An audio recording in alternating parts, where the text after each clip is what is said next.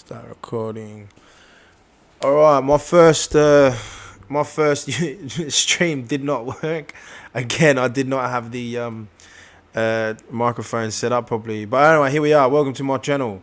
This is the Russo channel, YouTube channel. There you go. Welcome to the YouTube channel. Welcome to the Twitch channel. And it's all called my Russo channel. I know on Twitch, my thing is King of Swing. I'm still the King of Swing. I am a swing trader. I'm a swing trader, stocks and crypto, but I want to change this to the Russo channel. So Twitch is not letting me change it, but well, eventually it will change. So this is crypto talk, talking about anything crypto.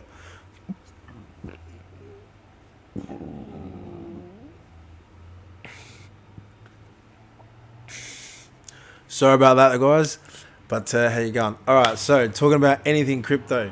So basically, markets at the moment are very bearish, a lot down. It's not good at the moment. But you know, when the market drops, best time to buy in. Pull all your money out on the dip, hold it. Whatever you lost, big deal. It happens. It's trading. It's how it goes.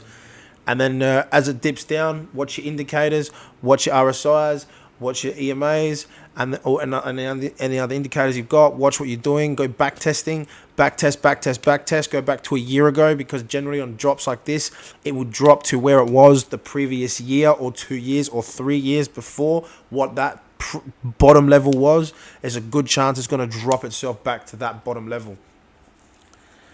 So back testing is obviously your big key, and your support, and to find your supports for when it's on the dip like this. Now, in Australian dollars, you're probably looking at maybe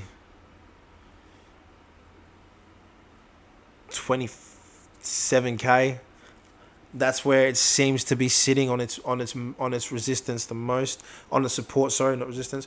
On the support, that's where it seems to be sort of leveling out to over a couple of weeks.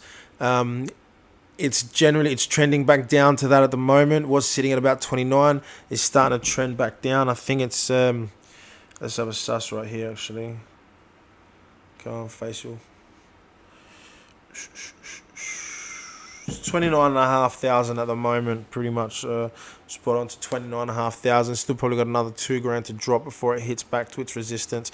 About a year ago, to a year and a half ago now, that is where it crashed to last time. Now, generally, that's how you sort of indicate where it will flop. I mean, it could flop lower than that again, with the interest rates and stuff in America going nuts, with the price rise of and everything else going up. People are starting to withdraw their money out. This time of the year, cryptos, people do tend to draw their money out this time of the year, come tax time, in Australia's anyway, in Australia. Even your stocks and stuff like that. I mean, when a stock trader goes to his banker, goes to his accountant, and he's like, look, man, you've got too much stock here, you got you got over amount here, you know, you got to eventually you got to sell some off, because you got to depreciate some, you got too much taxes, and the GSTs and stuff just get you too much. So you got to eventually sell some off, and it always comes to be around this time. You sell them off, give it to about August, October, and start buying them up again. Hopefully, with what's going on at the moment, this time of the year, we're hoping to maybe look towards a bull run come end of the year, going into next year. But still, we don't know where it's sort of dropping. I mean, if it sort of sits to where it's at now and just wants to go sideways across the market, that's fine. We create a support and resistance, and we take some stop, and we set a stop loss. We set up stop losses, and we just take what we need to take out what we need. Take our profits when we need, and then if it spikes up, we put a trailing stop, and then just keep following it up. If it drops down again, hits your stop loss, leave it, let it go, let it drop. When it starts to come back up again, buy back into it again. In that way, not losing your profits, and still buying back in at a lower price. But another big thing, man, and enough aside from the trading, NFTs seems to be the big hype and stuff at the moment. The biggest NFT out there seems to be the Bored Ape Yacht Club. I found some pretty hectic shit about the Bored Ape Yacht Club. some very, very hectic streaming. Some very hectic symbolism and stuff that the Bored Out Yacht Club is involved with in the artwork and the design of the digital designs and stuff of their artwork. Basically, I'm gonna have a link in my YouTube on the bottom of this video. I'm gonna put a link on YouTube. I'm gonna put a link on the bottom of this video, and it's basically gonna have a link that I watched about this. I don't know if you people know of a person named Ryder Riffs. So Ryder Riffs is an eccentric. He's behind an artist. He's behind a lot of our digital art and things like our memes. A lot of our most famous memes and stuff like that. The dude with the little glasses and that little do it yourself and that. Like, I can't remember which one it was, but he's behind a lot of those. A lot of that's digital artwork and memes and stuff like that. Anyways, quite an eccentric. And he pretty much exposed a lot of what he found, pretty much exposed a lot of what is in this video and stuff like that. He then created his own Bored Ape Yacht Club, NFTs and stuff as well. I did see them on the OpenSea, but I went and looked at them last night, and they've been taken off again. So it didn't last too long. I also read on CoinDesk that they were, or NFT Evening, that they were Bored Out Yacht Club or Yoda Labs was taking Bored Out Yacht Club was taking Ryder Riffs to court about that copywriting for that copyright of the Bored Out Yacht Club. But anyway, so basically the Bored Out Yacht Club, from what this video is indicating, is a massive white supremacist conspiracy behind the artwork and stuff of the video of the digital artwork, and it's just the digital artwork is just full of apparently white supremacy. I mean, the apes in itself, that one we probably all know. The apes in itself is a racial slur towards black people. There's some of the uniforms and stuff that they're wearing. There's one with a Prussian helmet, and it's also the same artwork with the Prussian helmet is also wearing one of the prisoner suits from the Auschwitz, which was where the Jews were massacred by the Germans and stuff like that, with the people wearing the Prussian helmets. So it's very cool, a lot contradicting. There's other forms of the big grin showing 18 teeth. 18 is a symbol for white supremacy. 18 symbolizing Adolf Hitler, 1 symbolizing A, 8 symbolizing H. So there's a lot of symbolism and stuff inside these pictures and of these digital artwork that are basically laughing in the face of society and ethnics and black people, and basically any other and Jews and any other races are from white, basically. But yeah, I'll put the link in the video and go suss it out. It's buzzed out. It's something that everyone's got to suss out. Everyone's got to read. I mean, look, I was skeptic behind Bored Out Yacht Club in the start. How these ugly ass pictures are just like worth so much money. Oh, and I looked into it. I sussed into it. I traded some NFTs. I'm not gonna lie. The NFT flipping side of things is a shit flip. It is shit. It doesn't flip. You got to get a good one. People try to under. No one really buys you at the price.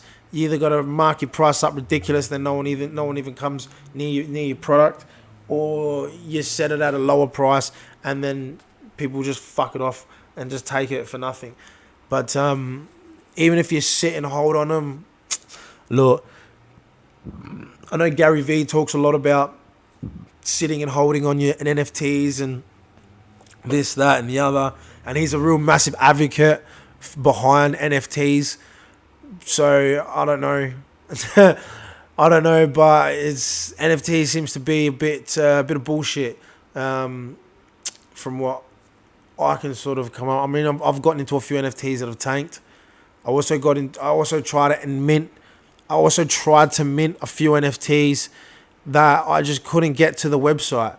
Then all of a sudden the mint was over, and then now a couple months later, 4 months, 3 months later, there's a 13-year-old kid selling that fucking NFT for like $30,000 and he's 13 years old.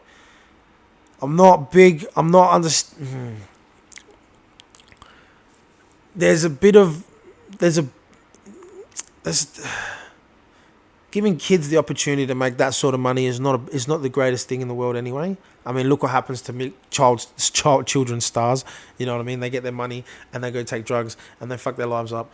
And some of them come good because they maybe got family members that have still got money or this and that, and they're still able to continue. But yeah, kids at that age getting that sort of money, give your money to your parents, let your parents hold on to that till you're 18. But basically, that Deadfellas NFT, man, I was sussing it for weeks. Weeks I was looking into it. Yeah, I wanted it. Cool, I was going to get it. Come the mint. Could not get into the mint website. Could not get into it. Not because it was busy. Couldn't even get into it the day before, 2 days before. The whitelist was released and stuff like that. Still could not even get into it. Pretty much a week, the whole website went blank. All of a sudden, it's been minted. And there's people on that Discord and stuff like that talking about how they've got it. I don't know who these fucking people are. I mean, half the time on the Discord, I reckon some of these people are just bullshit bots and that anyway. But there's just a lot of skepticism behind NFTs. It's whether these NFTs are actually worth what they are worth. Like, I don't believe in it. I don't understand. I bought NFTs, man, and I tried to do it. Some of the ones have tanked. I mean, I've probably got one good one, and that's the Snoop Dogg avatar. But that's an avatar. It's not just a photo of just a digital picture. It's not that. But I don't know. It's just not.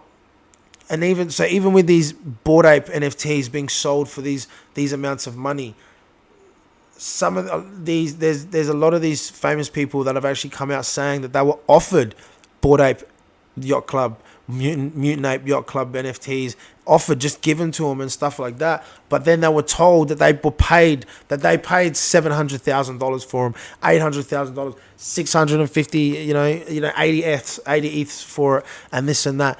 And but basically, and then signed contracts and stuff like that they couldn't say anything. But some have come out saying that that's what they've done. Well, Seth Green, I think, was one of them. Seth Green, I think, was one of them. He's actually got stolen. No, sorry, he's got stolen in the blockchain air. So I don't know. There's a lot behind how they got to rise and how they got the influence of backing. I mean, even Timmy Trumpet has one, and he bought like a shit one. It's like 150k, but he got one. You know what I mean? And so there is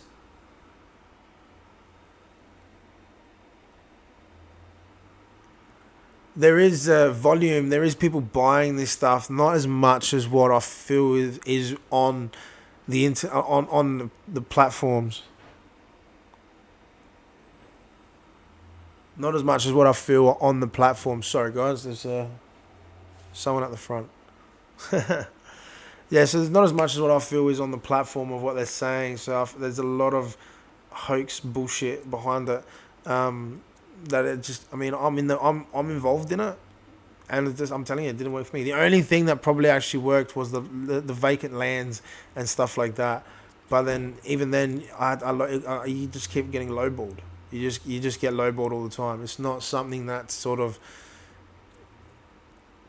depends on how Ethereum is going and whether or not that those pieces of land are gonna do well.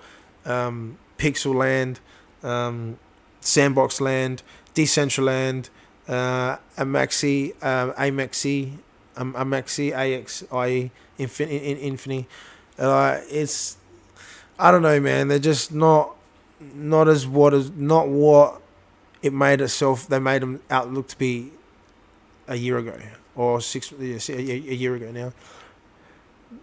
But so basically, yeah, with these Bored Ape Yacht Clubs, I feel there's a lot of bullshit behind their hype and stuff like that. Now the creators in themselves, are four guys that were novelists, creators. People within on different platforms within the dark web and mainstream media, mainstream web.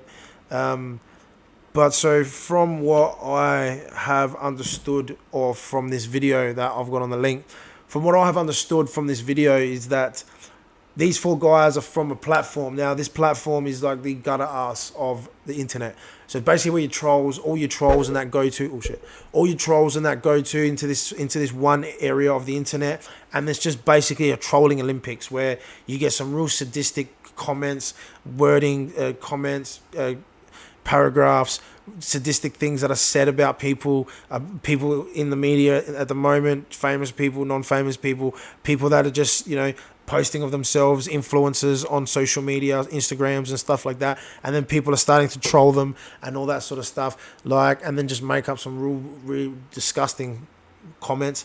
They all go to this one part of the internet called 4chan. Now, this platform is fucked up. The creators of the Bored Ape Yacht Club were regularly on this platform. Now, if that's true, their accounts have been taken off now. Now, if that is true and they were on that platform, that is fucked up. Like, they are not nice people.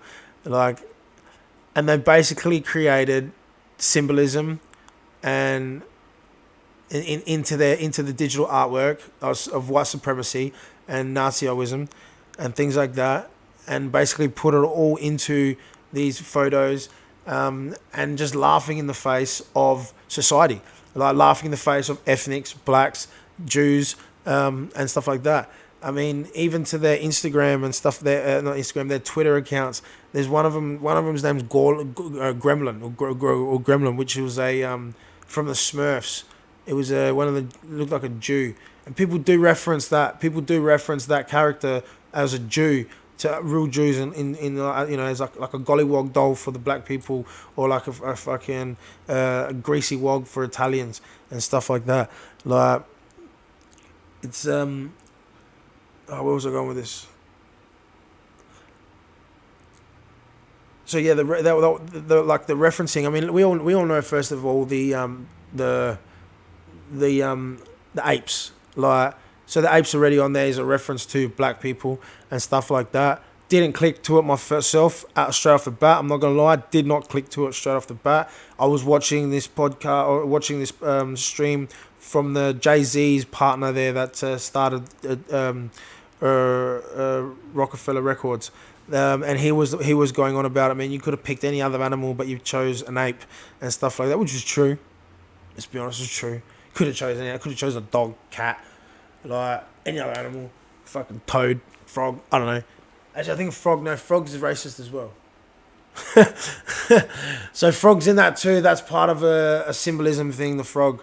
That's a whole nother section. But basically, yeah, man, it is cooked. Like, it is cooked. But if it is true, now I'm a skeptic. I'm a conspiracist. I'm not gonna lie. I like every sort of conspiracy out there. I like to read about it, suss about it, what's going on, see what it is. But basically, yeah. So that's why I was into it, and I got real into it real quick. And I was like, there's got to be something behind this, because I never believed in the whole project of Bored Ape Yacht Club. I thought it was a shit project from the start. I saw it when it came out. Didn't like it then. Don't like it now. Just even the game itself, there's references to Nazis and white supremacies and stuff in the game and that as well. But basically, go check it out. It's I'm gonna put it in my link. I'm gonna put it in my link on the descriptions below. Check it out. Have a suss. Read about it. Watch some of the other videos and stuff on there as well that are on there. Write a comment on my video. Give us a like and a subscription. But write a comment. Tell me what you think about it. Some buzzed out shit, man. And just, yeah, see what you think, man. Thanks for watching. Peace.